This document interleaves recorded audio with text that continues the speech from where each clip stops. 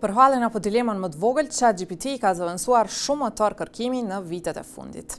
E më 2026, gjigantët e teknologjisë në botë paralajmërojnë avancim masiv të inteligjencës artificiale, në veçanti në sektorin e shëndetësisë. Aty mund t'jetë vit i kthesës së madhe. Microsoft parashet që inteligjenca artificiale për te ekspertizës në diagnostikim të sëmundjeve do të përfshihet edhe në planet për trajtimin e tyre. Ky ndryshim mund t'jetë ndihmë e madhe pasi qasja në kujdes shëndetësor vetë është në krizë globale. Numri i punëtorëve shëndetësor po zvogëlohet çdo vit e më tepër. Në Kosovë, situata është pak më ndryshe. Valon Canhasi, themelues i shkolla.ai, tregon për Radion Evropa e Lirë se mbi 80% e qindra njerëzve që i ka trajnuar për përdorim të inteligjencës artificiale e përdorin atë për shuarje kurioziteti.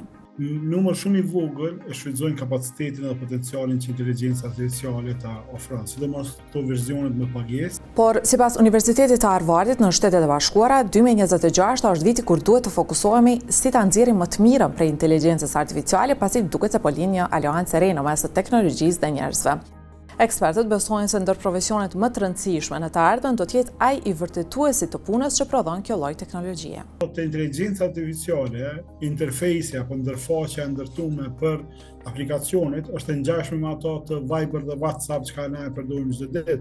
Kështu që aplikacionin ti mundesh me mësu përdorimin edhe navigimin për 15 minuta, po outputi kryesisht varet prej njohurive që ti ti mbi temën dhe ekspertizën përvojën që e ki në atë çfarë po kërkon.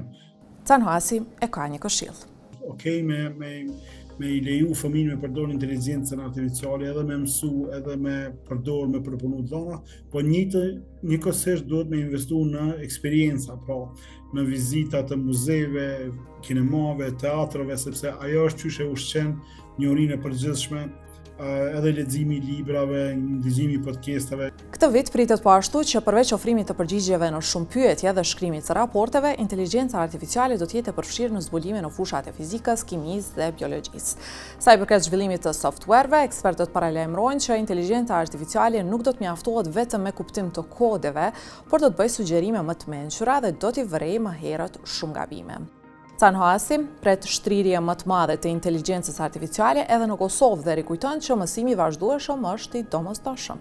Këto kushtet dhe resurset janë, vetëm duhet me pas vullnet, dëshirë me mësu gjëra të reja, edhe me pas një aftësi me i haru ato tjetrat. Edhe besoj që kemi qenë konkurrueshëm çfarë do të tregut punës. Për çka e përdor ti inteligjencën artificiale?